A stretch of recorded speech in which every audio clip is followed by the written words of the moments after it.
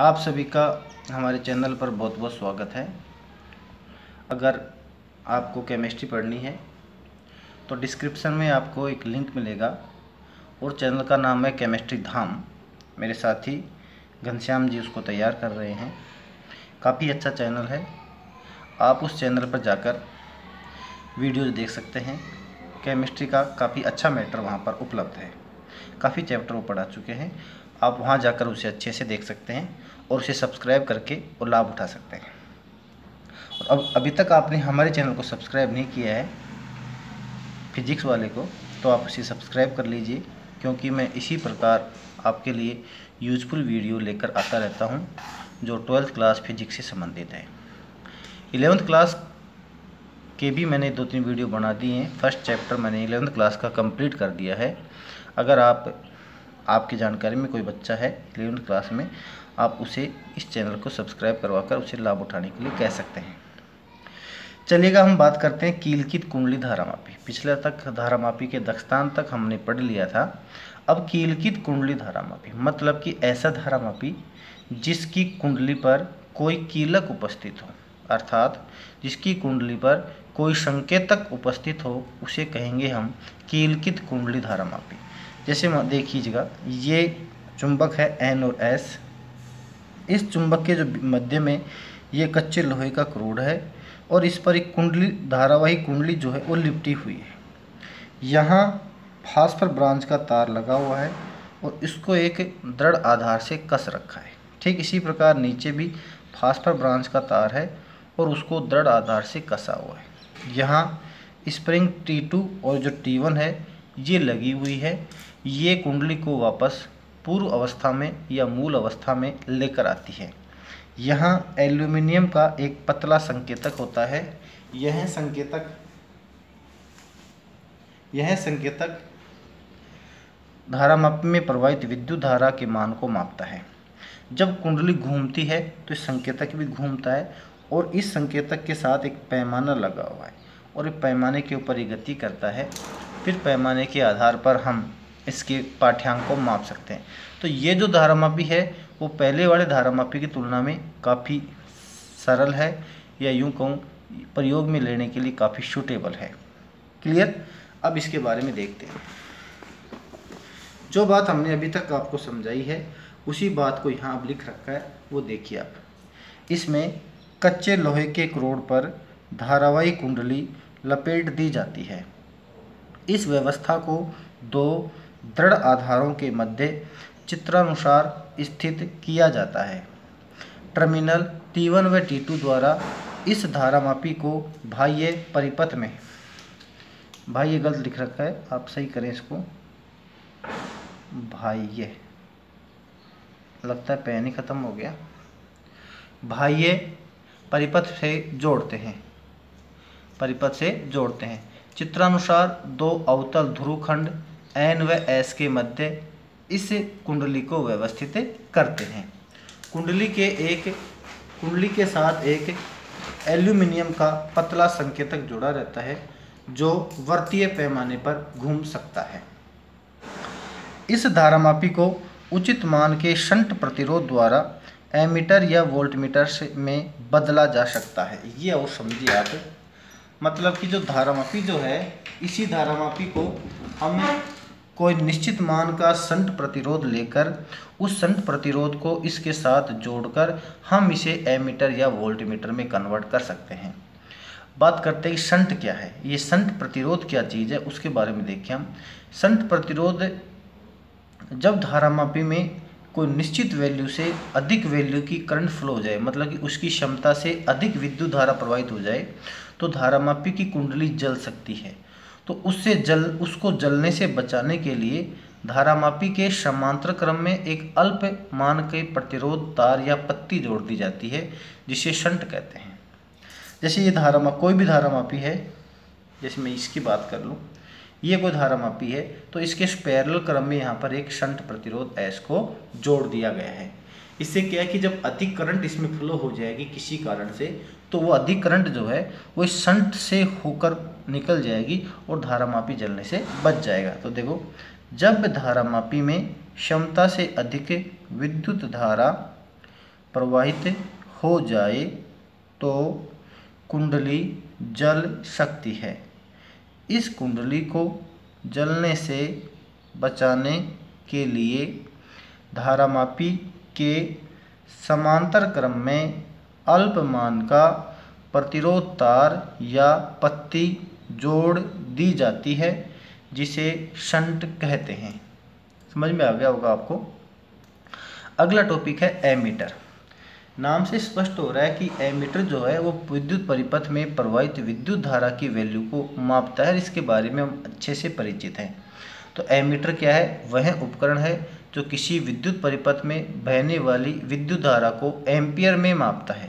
तो देखो, वह उपकरण जिसकी सहायता से विद्युत परिपथ में प्रवाहित विद्युत धारा को एम्पियर में मापा जाता है, एमीटर कहलाता है। क्लियर? एमीटर को परिपथ में श्रेणी क्रम में जोड़ते हैं। ये आपको याद रखना है। एमीटर जो है जो विद्युत धारा मापता है उसे परिपथ में श्रेणी क्रम में जोड़ते हैं। ठीक है। अगला देखो, एमीटर बनाने के लिए धारामापी के समांतर क्रम में उचित मान का शंट प्रतिरोध समांतर क्रम में जोड़ते हैं। देखो, धारामापी कैसे बनता है वो हम पढ़ चुके हैं। फिर धारामापी के श्रेणी या समांतर क्रम में शंट प्रतिरोध को जोड़कर उसे एमीटर या वोल्टमीटर बनाया जा सकता है। अगला टॉपिक हम वोल्टमीटर का पढ़ेंगे, उसमें इसका जिक्र भी आ जाएगा। अब बात करते हैं, ये आपको याद रखना है कि एमीटर को श्रेणी क्रम में जोड़ते हैं। ये तो आपको याद होना चाहिए हर हाल में कि एमीटर को श्रेणी क्रम में जोड़ते हैं और वोल्टमीटर को सदैव परिपथ के समांतर क्रम में जोड़ते हैं। ये बात तो आपको क्लियर होनी चाहिए। अब बात हम करते हैं कि ये श्रेणी क्रम में जोड़ते हैं तो शंट जोड़ेगा समांतर क्रम में, अपोजिट। श्रेणी है तो समांतर, और आगे वोल्टमीटर आएगा। वोल्टमीटर को परिपथ में समांतर में जोड़ते हैं तो उसका शंट जोड़ेंगे श्रेणी क्रम में। ये आपको याद रखना है। तो अगर आपको याद है कि एमीटर को परिपथ में श्रेणी क्रम में जोड़ते हैं तो आप जवाब दे सकते हो कि एमीटर बनाने के लिए परिपथ धारामापी के समांतर क्रम में उचित मान का शंट प्रतिरोध जोड़ा जाता है। क्लियर? तो ये बात आपको याद होनी चाहिए। अगला, आदर्श एमीटर का प्रतिरोध शून्य माना जाता है। ये भी एक इम्पोर्टेंट चीज़ है, एग्जाम में ये पूछा जाता रहा है कि आदर्श एमीटर का प्रतिरोध बताइए, तो आप कहोगे आदर्श एमीटर का प्रतिरोध शून्य माना जाता है। अब ऐसे ही अगले टॉपिक में वोल्टमीटर का जिक्र आएगा कि आदर्श वोल्टमीटर का प्रतिरोध क्या होता है, तो वहाँ उत्तर आएगा अनंत। क्या आएगा? अनंत। यहाँ लिख रहा हूँ मैं, आदर्श एमीटर, और यहाँ आएगा आदर्श वोल्टमीटर। और आदर्श एमीटर का प्रतिरोध क्या होता है? शून्य, और इसका क्या होता है? अनंत। अब दिमाग में ओवरलैपिंग हो सकती है, ये उल्टा पुल्टा आपके दिमाग में हो सकता है एग्जाम के दौरान, और एग्जाम में पूछा जाता है। सबसे बड़ी बात यह कि ये एग्जाम में पूछा जाता है, 1 नंबर का सवाल आता है इससे। तो आप एक बात याद रखना कि इन दोनों में शून्य बड़ा है या अनंत बड़ा है? आप कहोगे निश्चित रूप से अनंत बड़ा है। ठीक है। अच्छा, अब एमीटर में कितने अक्षर हैं? 1 2 3 4 हैं। वोल्टमीटर में 1 2 3 4 5 6 हैं। इसका मतलब ये हो गया कि वोल्टमीटर जो है वो शब्द बड़ा है एमीटर के बजाय, तो वोल्टमीटर का प्रतिरोध भी बड़े वाला ही आएगा, अर्थात अनंत वाला आएगा। एमीटर का शब्द छोटा है इसलिए इसका प्रतिरोध भी छोटे वाला आएगा, अर्थात शून्य वाला आएगा। इसका मतलब आप एमीटर छोटा नाम है तो प्रतिरोध भी शून्य छोटा है, वोल्टमीटर बड़ा नाम है प्रतिरोध भी अनंत ज़्यादा है। इस तरीके से आप अपने दिमाग में सेट रख सकते हो कि आदर्श एमीटर का प्रतिरोध शून्य होता है और आदर्श वोल्टमीटर का प्रतिरोध अनंत होता है। ये आपको दिमाग में रखना ही रखना है। आगे बढ़ते हैं। आदर्श एमीटर की परास का निर्धारण शंट प्रतिरोध के मान से निर्धारित होता है। मतलब कि जो ये शंट जो लगाते हैं ना, इस शंट के आधार पर एमीटर में जो पाठ्यांक होता है 0 तक, ये 5 एम्पियर तक माप सकता है, ये 10 एम्पियर तक माप सकता है, या 2 एम्पियर तक माप सकता है।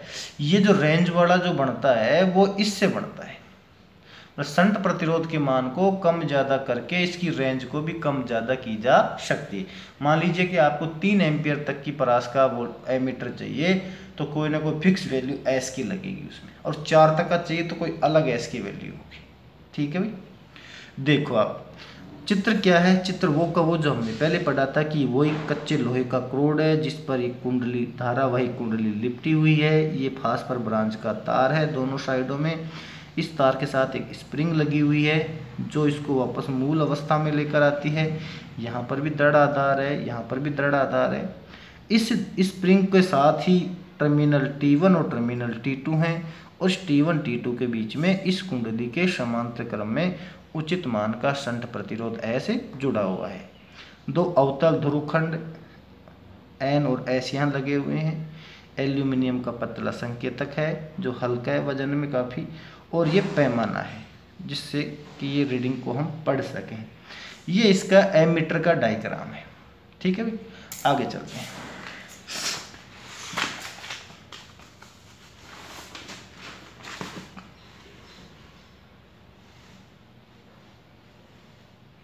आगे देखिए, ये उस चित्र को मैं कैसे बना रहा हूँ कि जो कंप्लीट धारामापी का जो चित्र था वो उसको तो मैंने जी द्वारा रिप्रेजेंट कर दिया। ये देखो अंदर तक आपको लाइन दिख रही है, जो लाइन अंदर नहीं है, ये ऐसे है, ऐसे बना दो, चाहे अंदर जी लिख दो वो ठीक है। ये चित्र ऐसा है, क्लियर। अब आप कन्फ्यूज दूर हो गया होगा। और चूंकि हमने देखा था कि एमीटर के समांतर क्रम में शंट प्रतिरोध एस जुड़ा हुआ है, तो इस धारामापी के समांतर क्रम में शंट प्रतिरोध ऐसे ये जुड़ा हुआ है, क्लियर। अब मैंने माना कि वो जो परिपथ हमने पहले बनाया था ना, वो 3 लाइनें का मतलब होता है समतुल्य परिपथ, मतलब उस परिपथ का समतुल्य परिपथ ही ये है।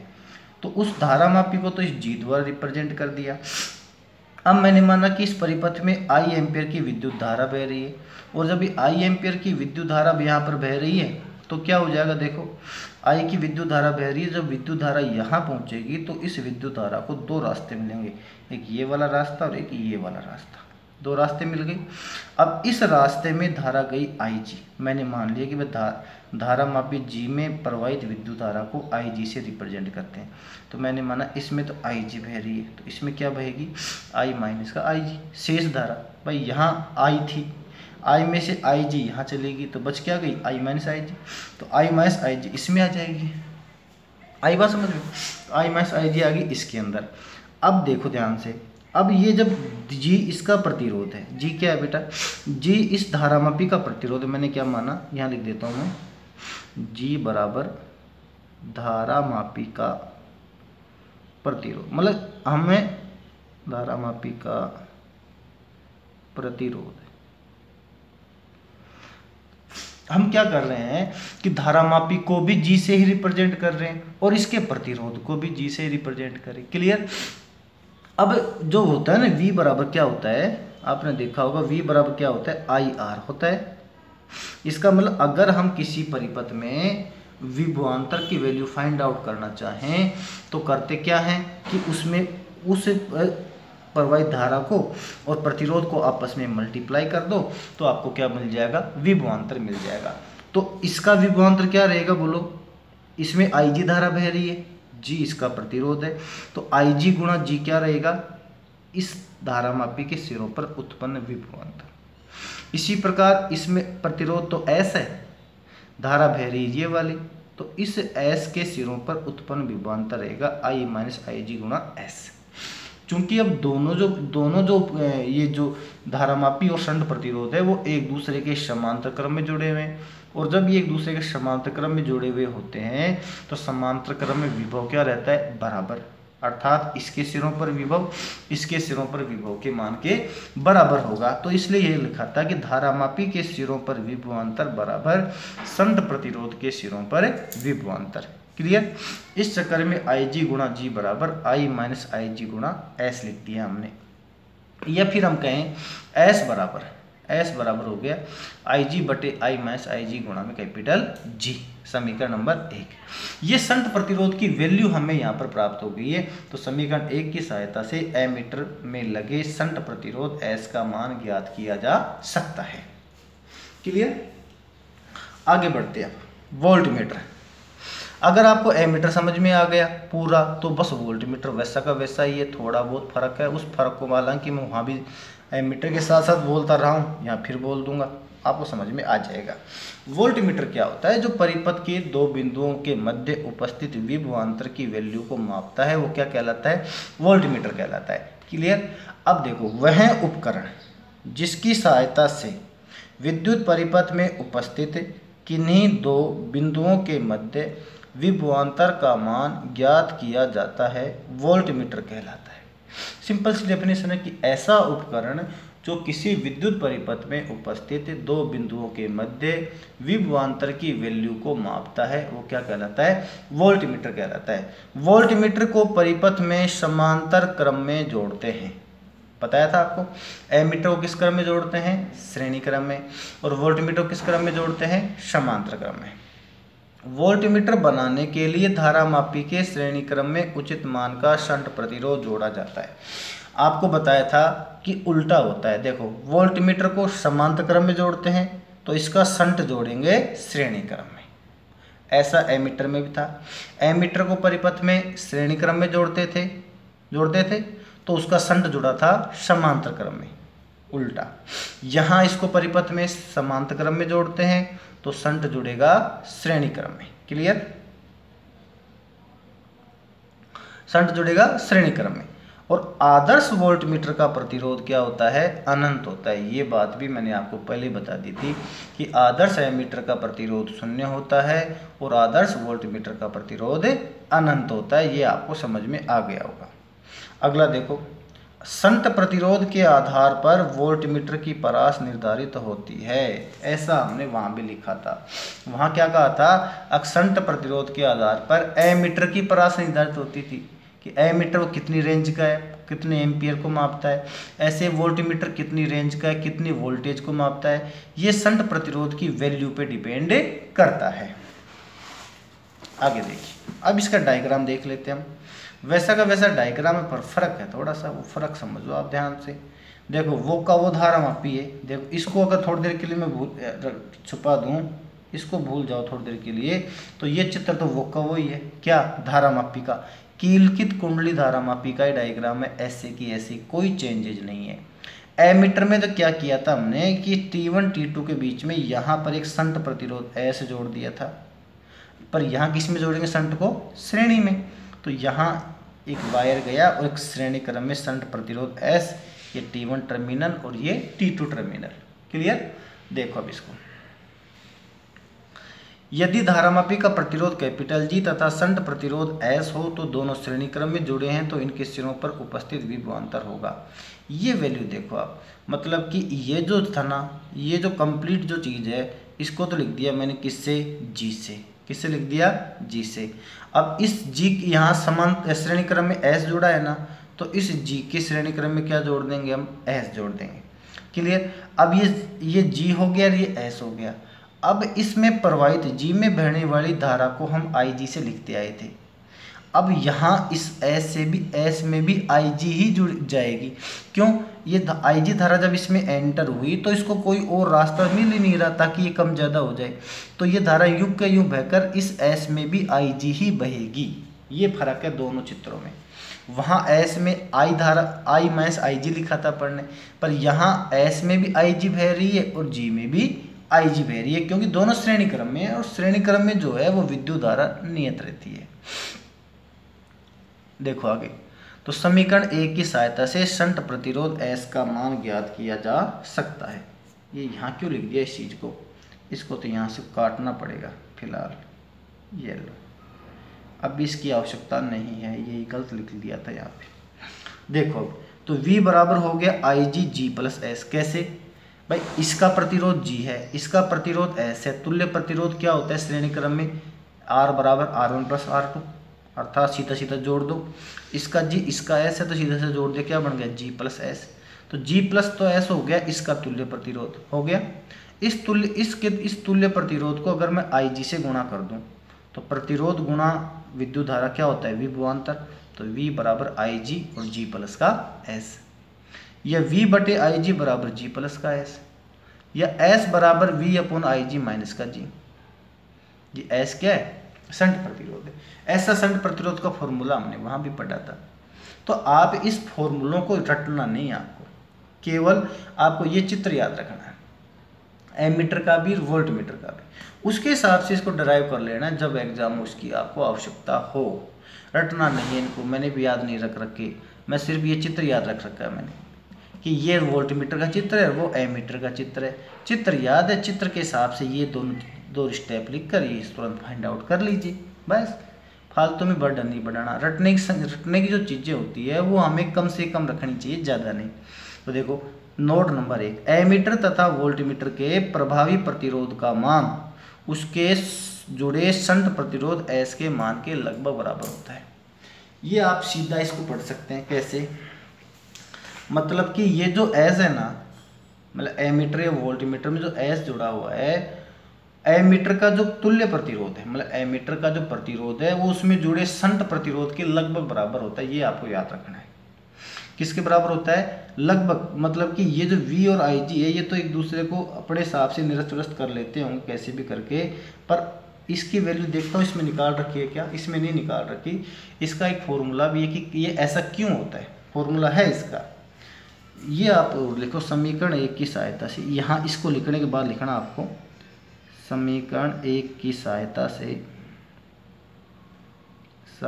से शंट प्रतिरोध S का मान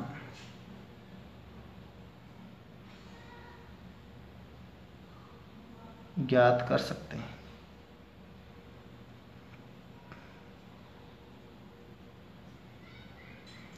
ठीक है, इसको लिखा नहीं मैंने, वो हालांकि है बुक के अंदर कि ऐसा होता क्यों, हम प्रूव भी कर सकते हैं इस चीज़ को, पर उसमें आपको उलझना नहीं है बेवजह। वो ऐसा एग्जाम में पूछा नहीं जाता है। केवल आप इतना याद रखें कि जो एमीटर का जो प्रतिरोध है वो उसमें जुड़े शंट प्रतिरोध के लगभग बराबर होता है। इसी प्रकार वोल्टमीटर का जो प्रतिरोध है वो उसमें लगे शंट प्रतिरोध के लगभग बराबर होता है। तो एमीटर और वोल्टमीटर जो है काफ़ी इंपॉर्टेंट टॉपिक है, एग्जाम में पूछे जाते रहे हैं, आपको इसे अच्छे से याद करना होगा। आगे चलते हैं। अगला टॉपिक है जो इस पार्ट का काफ़ी इंपॉर्टेंट टॉपिक है, एग्जाम में पूछा जाता रहा है, और वो टॉपिक है एम्पियर का नियम। क्या भाई? एम्पियर का नियम। देखिएगा क्या कहता है ये नियम। जैसे मान लीजिए कि ये कोई बंद पथ है, इस बंद पथ में बहुत सी विद्युत धारा बह रही है। जैसे ये धारा बह रही है, इसमें I1, I2, I3, I4, I5, या यूँ समझ लो आप कि ये कोई बंद पथ है। ये कोई बंद पथ है, इसमें एक तार तो ये रखा हुआ है, कई तार लगे हुए, एक तार ये, एक तार ये, एक तार ये, कई सारे तार रखे हुए हैं, और उन तारों में अलग अलग धारा बह रही है। क्या क्या? इसमें I1 और इसमें इसी प्रकार से जो भी है I1 से लेकर I2, I3, I4 जो भी धारा है वो इसमें बह रही है। क्लियर? मतलब एक बंद पथ है, इस बंद पथ में कई तार रखे हुए और उसमें धारा बह रही है। अब ये धारा बह रही है तो देखो आप क्या बनेगा इसमें, देखिएगा वायु या निर्वात में। यहाँ क्या है बेटा? या तो वायु है या निर्वात है। बंद पथ के अनुदिश, ये जो बंद पथ है ना इसके अनुदिश, एक एक बात को समझना, इसकी जो भाषा है थोड़ी कठिन है। बंद पथ के अनुदिश चुंबकीय क्षेत्र के रेखा समाकलन का मान, ये बात को समझो। ये देखो बी वेक्टर है ना, बी वेक्टर के साथ dl लगा हुआ है, और dl का मतलब होता है रेखा समाकलन। क्या होता है? रेखा समाकलन। देखो समझो इस बात को, b के साथ अगर हम dl लिख देना तो dl को तो कहते हैं हम रेखा समाकलन। क्या कहते हैं? रेखा समाकलन, क्योंकि dl क्या है? लंबाई है, और लंबाई को रेखा के नाम से लिखा। ऐसे ही अगर यहाँ b के साथ या कोई और जो है ds दे रखा हो, s का मतलब क्या होता है? सरफेस यानी पृष्ठ है, अर्थात ये होता है पृष्ठ समाकलन। क्या होता है? पृष्ठ समाकलन। और जो ds होता है ना इसमें समाकलन के 2 चिन्ह लगा देते हैं, और ऐसे ही अगर 3 चिन्ह लगे हुए हैं और dv लिख दिया हो, dv का मतलब क्या होता है? वॉल्यूम यानी आयतन, तो ये हो गया आयतन समाकलन। आयतन समाकलन। तो समाकलन यहाँ 3 प्रकार के होते हैं। रेखा समाकलन, एक बार समाकलन का चिन्ह आता है, dl आता है, dl की जगह db लिख दो, मतलब कि एक लंबाई का संकेत आता है। बात ये है कि संकेत तो कुछ और भी हो सकता है, पर केवल लंबाई आती है इसमें, एक बार ही समाकलन होता है। पृष्ठ समाकलन में 2 बार समाकलन होता है और आयतन समाकलन में 3 बार समाकलन होता है। ये आपको अच्छे से याद रखना है तीनों चीज़ों को। तो यहाँ हम देखें तो चुंबकीय क्षेत्र बी वेक्टर का डीएल कर रखा है, इसका मतलब इसका क्या है, रेखा समाकलन है। और इसके रेखा समाकलन का मान इस बंद पथ में बहने वाली जो धाराएं हैं ना, ये जो धारा बह रही हैं, इन सभी का बीजीय योग अर्थात समेशन आई। जितनी धारा बह रही है I1 plus I2 plus I3 plus I4 plus I5 plus I6 सभी धाराओं को जोड़ दीजिए तो ये हो गया समेशन आई, बीजीय योग। साथ में म्यू जीरो के गुणा के बराबर होता है। म्यू जीरो का जिक्र पहले आ चुका है पर वहाँ स्पष्ट नहीं आया था। ये म्यू जीरो एक नियतांक है और इस नियतांक को कहते हैं वायु या निर्वात की चुंबकशीलता कहते हैं। कांस्टेंट है ये, जैसे कूलाम के नियम में के आया करता था 9 × 10⁻9 वाला, ऐसे ही यहाँ पर म्यू जीरो आ रहा है। म्यू जीरो की वैल्यू है 4 पाई × 10⁻⁷ हेनरी प्रति मीटर। ये इसका मात्रक है जो आपको याद होना चाहिए। ये जो म्यू जीरो की जो वैल्यू है ये बहुत इंपॉर्टेंट है, एग्जाम में पूछी जाती है और न्यूमेरिकल्स में भी काम आती है। अगर आपको याद नहीं है तो समस्या ज़्यादा क्रिएट हो जाएगी। तो देखो आप, वायु या निर्वात में किसी बंद पथ के अनुदिश रेखा समाकलन का मान बंद पथ से गुजरने वाली धाराओं के बीजीय योग तथा म्यू जीरो के गुणा के बराबर होता है। इसे क्या कहते हैं, एम्पियर का नियम कहते हैं। मतलब आपको ये सूत्र याद रखना है, ये जो फॉर्मूला है ना ये आपको याद करना है। ये फॉर्मूला आपको याद है तो डेफिनेशन आप इसकी तैयार कर सकते हो आसानी से। तो देखो मैं पढ़ रहा हूँ इसको, वायु या निर्वात में, मतलब यहाँ पर वायु है या निर्वात है इसलिए ही यहाँ म्यू जीरो आया है। अगर यहाँ वायु या निर्वात नहीं होगा तो यहाँ म्यू जीरो की जगह क्या आ जाएगा बेटा, म्यू जीरो की जगह आ जाएगा म्यू। क्यों? क्योंकि जैसे म्यू जीरो तो वायु या निर्वात की चुंबकशीलता है, ऐसे म्यू क्या है, किसी माध्यम की चुंबकशीलता है जिस माध्यम में ये रखा हुआ है। क्लियर? तो ये वायु या निर्वात में किसी बंद पथ के अनुदिश चुंबकीय क्षेत्र के रेखा समाकलन का मान, ये चुंबकीय क्षेत्र का क्या है, रेखा समाकलन है, का मान बंद पथ से गुजरने वाली विद्युत धाराओं के बीजीय योग अर्थात समेशन आई तथा म्यू जीरो के गुणनफल के बराबर होता है। और इसे क्या कहते हैं हम, इसे एम्पियर का नियम कहते हैं। और ये इसका डायग्राम है, ये हमने बंद पथ बनाया और इसमें I1 से I5 तक हमने करंट बना। ये आप 1-2 कम ज़्यादा भी कर सकते हो, कोई फिक्स नहीं है इसका। और ये इसका फॉर्मूला है integration B vector dot D L vector is equal to mu zero summation I, जिसको आपको याद करना है। यहाँ म्यू जीरो की जो वैल्यू है, म्यू जीरो क्या है, वो है वायु या निर्वात की चुंबकशीलता। जैसा आपने वहाँ देखा होगा ना समेशन एप्सिलॉन जीरो, वो क्या था, वायु या निर्वात की विद्युतशीलता थी। क्या थी ये तो थी बेटा विद्युतशीलता, विद्युतशीलता।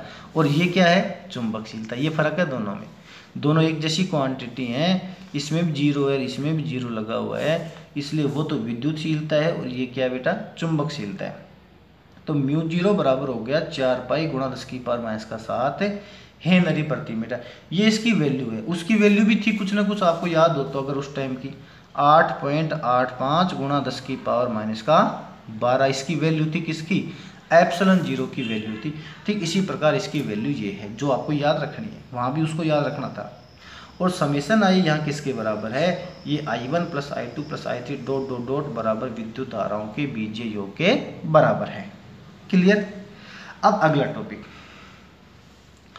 अनंत लंबाई के सीधे धारावाही चालक तार के कारण उत्पन्न चुंबकीय क्षेत्र का मान एम्पियर के नियम की सहायता से ज्ञात करना। ऐसा टॉपिक हमने पहले भी किया था कि किसी तार में प्रवाहित धारा के कारण उत्पन्न चुंबकीय क्षेत्र की वैल्यू फाइंड आउट करना, है ना, याद होगा आपको। और उसकी वैल्यू हमने वहाँ क्या निकाली थी, B बराबर μ0I/2πr, ये हमने निकाली थी। ऐसा तार वहाँ पर बनाया था, उसमें ऐसे बंद पथ बनाया था। और नियम कौन सा लगाया था, नियम याद कीजिए, बियो-सावर्त का नियम लगाया था।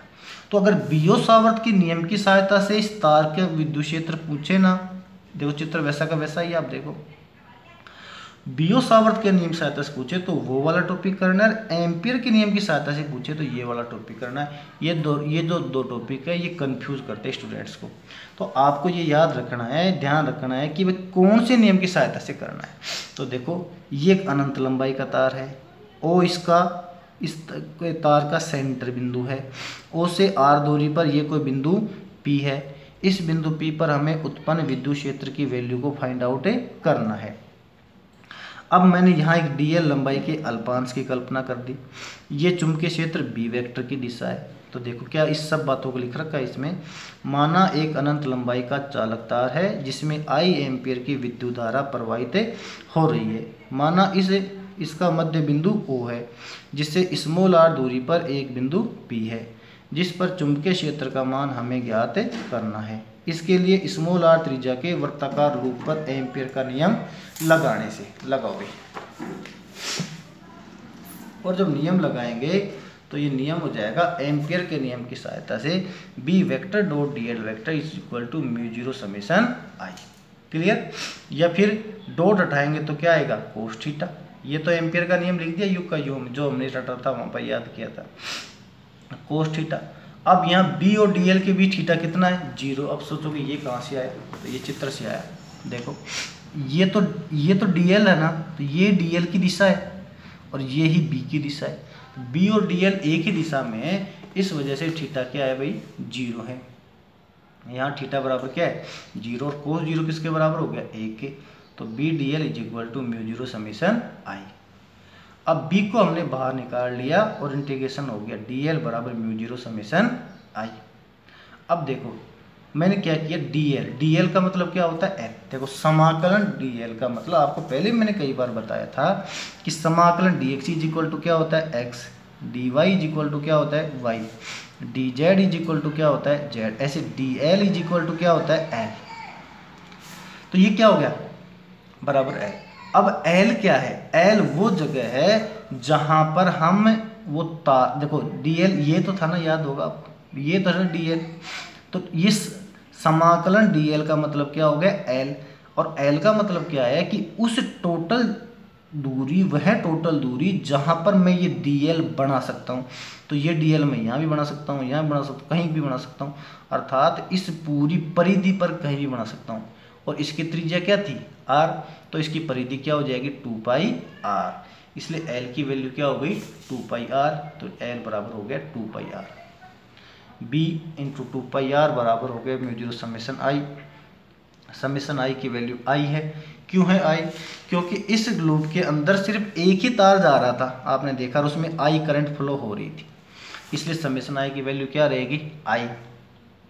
तो इसकी जगह I रख दिया, तो B गुना 2πr बराबर म्यू 0 I, या B बराबर म्यू 0 I अपॉन 2πr। वह को फॉर्मूला गया जो हमने बियो सावर्त के नियम में देखा था। तो समीकरण 1 की सहायता से B proportional I, B proportional I और B प्रोपोर्शनल 1/r, और B और R में ग्राफ खींचे तो इस प्रकार से व्युत्क्रमानुपाती ग्राफ इसका प्राप्त होता है। क्लियर। यह टॉपिक कंप्लीट हो गया, आपको समझ में आ गया होगा। आप इसे एक बार नहीं 2 बार देखें वीडियो को। डिस्क्रिप्शन में जाएं, डिस्क्रिप्शन में आपको इसका PDF मिल जाएगा, वहाँ से इसका PDF डाउनलोड करें और अपने नोट्स को कंप्लीट करें। लगातार आप हमारे चैनल के साथ जुड़े रहें, क्योंकि कोरोना चल रहा है, स्कूलें खुलने के अभी चांस लग नहीं रहे हैं, आपको इसी प्रकार से पढ़ाई करनी पड़ेगी ये। और आप मैं समझाने में कोई कसर भी नहीं छोड़ रहा हूँ। फिर भी आपको कोई दिक्कत है तो आप कमेंट सेक्शन में जाकर मुझसे पूछ सकते हैं। डिस्क्रिप्शन में केमिस्ट्री धाम नाम से चैनल का लिंक मैं उपलब्ध करवा दूंगा, आप वहाँ से उसे सब्सक्राइब करें और रेगुलर उसको देखते रहें। तो केमिस्ट्री और फिजिक्स की आपकी प्रॉब्लम, फिजिक्स की प्रॉब्लम आपका हमारा ये चैनल सोल्व कर देगा, और केमिस्ट्री प्रॉब्लम केमिस्ट्री धाम नाम का जो चैनल है, जो मेरे दोस्त का ही है, वो आपको वो सोल्व कर देगा। धन्यवाद।